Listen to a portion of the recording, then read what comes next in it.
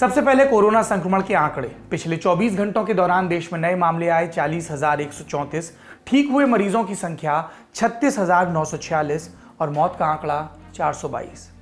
आप दर्शक अक्सर पूछते हैं, आप में से कुछ, कि हम टीकाकरण के आंकड़े क्यों नहीं बताते।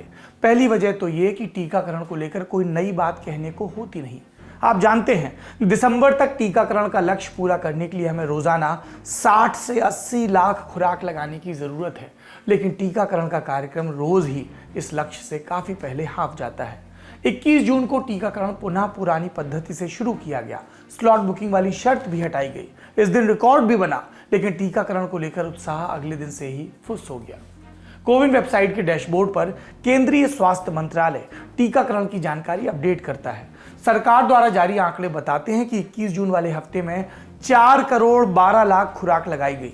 80 लाख प्रतिदिन का लक्ष्य ध्यान में रखें और ये मान लिया जाए कि हफ्ते में 6 दिन टीकाकरण हो सकता है, तो 4 करोड़ 80 लाख टीके प्रति हफ्ते लगने चाहिए। इसका मतलब ये हुआ कि टीकाकरण का सबसे बढ़िया प्रदर्शन भी तय लक्ष्य से 68 लाख खुराक पीछे रहा।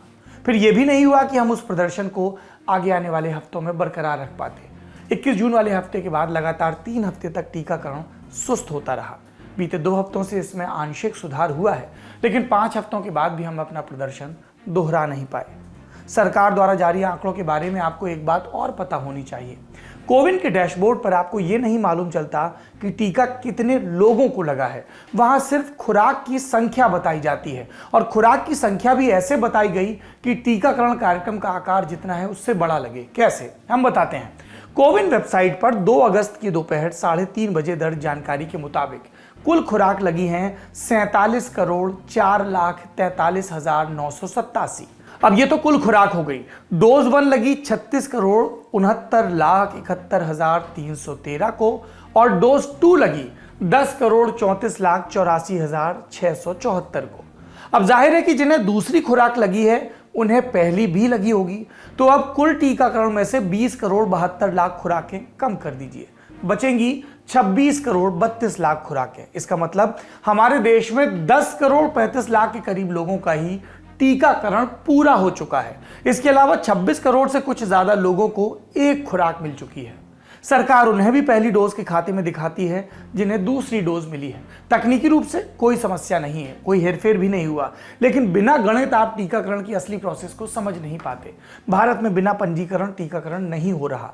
जो खुद फोन पर रजिस्टर नहीं कर सकते, उनका पंजीकरण टीकाकरण केंद्र पर किया जाता है। तो सरकार आसानी से बता सकती है कि टीकाकरण कितने लोगों तक पहुंचा, उनमें से कितनों को पहली खुराक मिली, कितनों को दोनों। लेकिन ऐसा हो नहीं रहा। क्यों? क्या इसलिए कि डोज बताने से संख्या बड़ी दिखती है? जो छिपाया नहीं जा रहा उसे भी इस तरह बताया जा रहा है कि वो सच से कुछ दूर लगे। हम बार बार इस बात को रेखांकित करते रहे हैं। महामारी आंकड़ेबाजी से काबू आने वाली चीज नहीं है। सरकारें जितनी जल्दी से समझ लें अच्छा है। वैसे ये राहत की बात है कि भारत में फिलहाल टेस्ट पॉजिटिविटी रेट 2.81% पर है। माने 100 लोगों की जांच करने पर 3 लोग भी पॉजिटिव नहीं मिल रहे।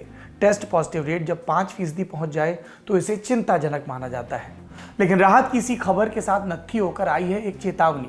IIT हैदराबाद के मुथुकुमल्ली विद्यासागर और IIT कानपुर के मणिंद्र अग्रवाल के नेतृत्व में हुई एक रिसर्च का दावा है कि तीसरी लहर अक्टूबर के महीने में अपने चरम पर पहुंच सकती है। इन्हीं रिसर्चर्स ने दूसरी लहर की सटीक भविष्यवाणी की थी। इस रिसर्च को लेकर ब्लूमबर्ग ने एक लेख छापा।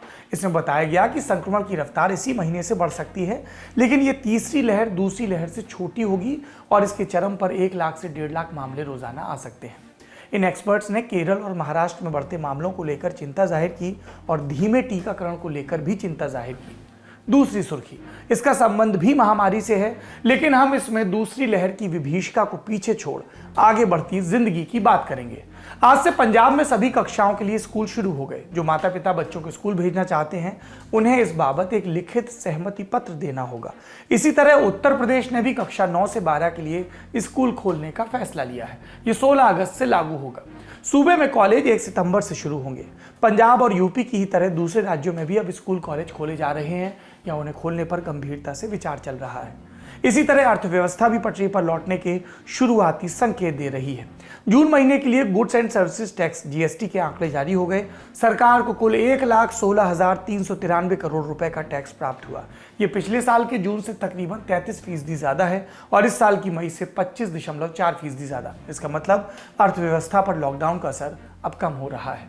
एक्सपर्ट्स का मानना है कि तीसरी लहर के बावजूद जीएसटी कलेक्शन आने वाले दिनों में बढ़ सकता है। काफ़ी कुछ इस बात पर निर्भर करेगा कि देश तीसरी लहर का सामना कैसे करता है और कहीं फिर से लॉकडाउन वाली स्थिति तो नहीं बनती।